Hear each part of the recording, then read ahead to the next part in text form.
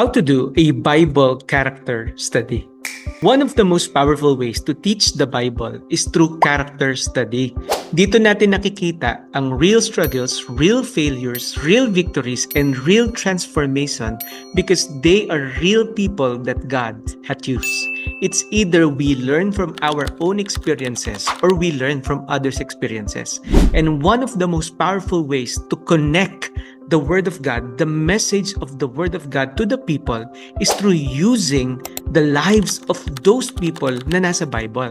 And Bible character study offers a practical examples of faith, character development that people can learn and apply to their own lives. Very useful ito sa small group, Bible study, sa Sunday schools at sa preaching. Samahan niyo po ako at tutulungan ko kayong bumuo kung papaanong gumawa ng Bible character study. Step 1, choose a character and gather all Bible references. Before ka magturo, hanapin mo muna lahat ng lugar kung saan lumabas yung character na yon. Kasi sabi ng John 5:39, search the scriptures. Kung magbubuo ka ng isang character study, hindi dapat isolated verse or chapter lang. Tignan mo yung buong litrato. Some characters appear only once, katulad ni Jabez. Others appear across multiple books, katulad ni David, maraming libro yan, si Peter, si Moses, marami silang records ng kwento ng kanilang buhay. Magandang mabasa at makita mo yung mga perspective na yon. Parang bumubuo ka ng jigsaw puzzle, di ba? Hindi pwedeng isang piraso lang. Mas makikita mo ang ganda nito kapag napagsama-sama mo yung buong larawan. In the same way, mas makikita mo ang ibig sabihin ng bawat talata kapag nabasa mo ang buong kwento ng kanilang buhay. Kapag nabasa mo na, ang sunod mo ng problema niyan, Pastor, masyadong madami.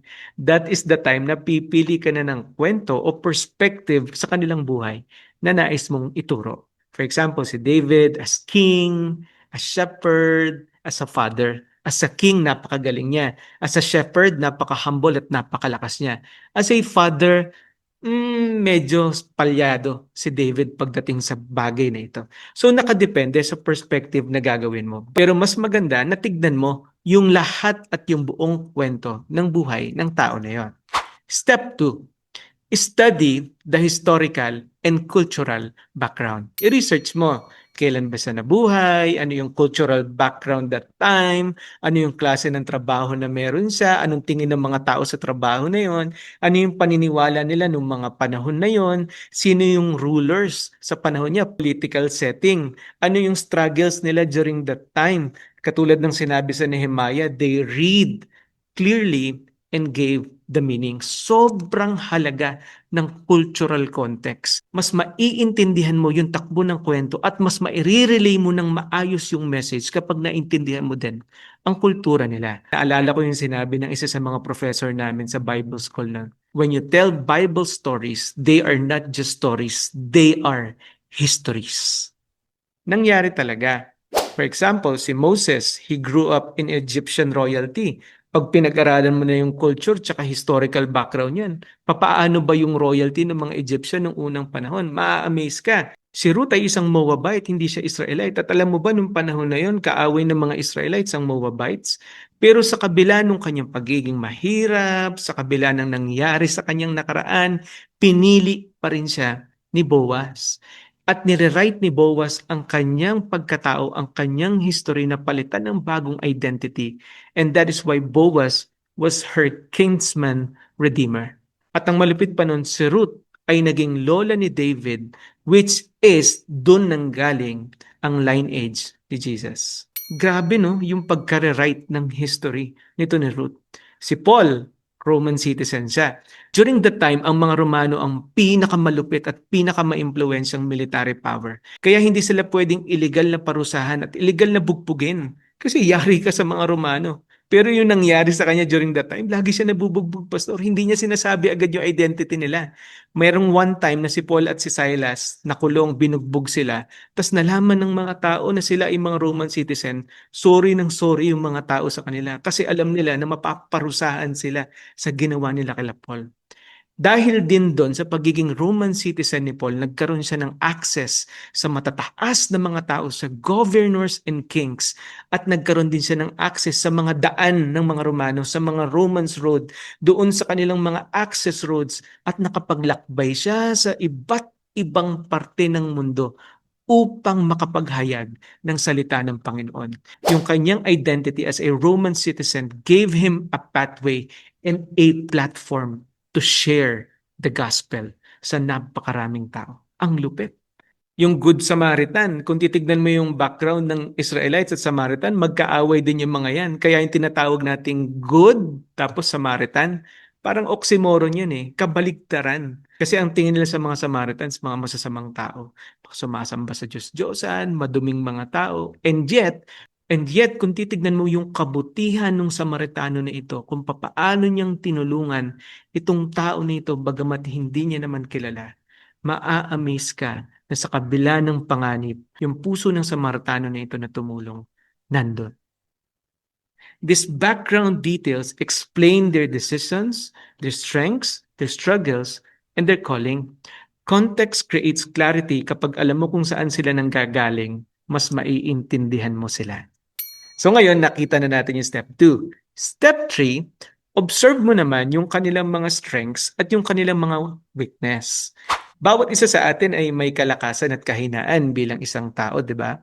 Sabi ng Romans 15:4, everything written was to teach us, and God uses both their success and mistakes to teach us. For example, si Daniel, ang strength niya, integridad and prayer. Kahit walang nakatingin sa kanya, nandun yung kanyang pagsamba sa Panginoon. Si Joseph, yung forgiveness na ginawa niya sa kanyang mga kapatid at yung pagiging magaling niya pagdating sa finances. Si Barnabas, yung encouragement na meron siya bilang isang mananampalataya. Grabe yung strength na yan. Yung weakness naman ni David, yung last, alam natin yan, and failure. Si Peter, yung pagiging impulsive niya, maingay to si Pedro eh, kuda ng kuda, ang dami niyang gustong gawin. Kaya madalas napapahamak din siya. Si Elijah, fear and discouragement, dumaan to sa depression. Si Jonah, disobedience and anger. So from their strength and weaknesses, we can learn and you can learn something na pwede mong ituro sa mga tao. We learn from their experiences, their strength and weaknesses. They will teach us a lot of lesson. Bakit siya pinagpala? Bakit siya bumagsak? Anong naging kapalit? Paano siya nakabangon ulit? Di ba? Pang-apat, identify their key turning points. These are the moments that define their spiritual journey. Yung calling nila, yung failure nila, o yung repentance nila, yung breakthrough na nangyari sa kanila, yung testing, yung obedience, yung restoration na ginawa ng Diyos sa kanila. Ang tawag nila dito ay watershed moments. Ito yung nangyari, tapos biglang nagbago yung lahat. Yung isang pangyayari na nagbago ng lubusan sa buhay nila. Ang tawag dyan ay turning points. These are the pivotal moments or watershed moments. Sabi ng Psalm 119 verse 105, God's word is a light unto my feet and a lamp unto our path. Character study helps us to see how God guides a person's path. For example, si Moses, in sa burning bush, kung saan siya tinawag ng Panginoon. Si Peter, sa dagat siya tinawag ng Diyos. Tapos nung nag-deny siya, sa dagat din siya na-restore ni Jesus. Si Paul, yung Damascus encounter niya sa Panginoon. Si Hannah, dun sa temple, nananalangin siya na magkaroon siya ng anak. Si Gideon, nung sinabi ng Panginoon sa kanya, the Lord is with you, mighty warrior. Itong lampahing tao na to, ginamit ng Diyos para maging isang leader ng mighty army. Si Ruth, nung sinabi niyang, your God will be my God. Kasi nga iba yung Diyos na sinasamba nila dahil sa Moabite siya. Turning points are chapter breaks or watershed moments sa buhay mo. Kaya napakaganda na makita natin yung turning points ng mga Bible characters nito. Step 5 is extract life lessons and applications. Pagkatapos ng lahat ng research mo, nakita mo na yung cultural background, nakita mo na yung turning points ng buhay nila, nakita mo na kung sino sila, then that is the time tatignan mo ngayon, ano yung gusto ni God na matutunan ko sa tao na ito at maturo ko sa iba? Because they were written as examples for us. What can we imitate? What should we avoid? What do we learn about God? 'Di ba? Na sa kabila ng pagkakamali niya, ang Diyos grabe yung ginawa sa buhay niya. And how do we apply this today?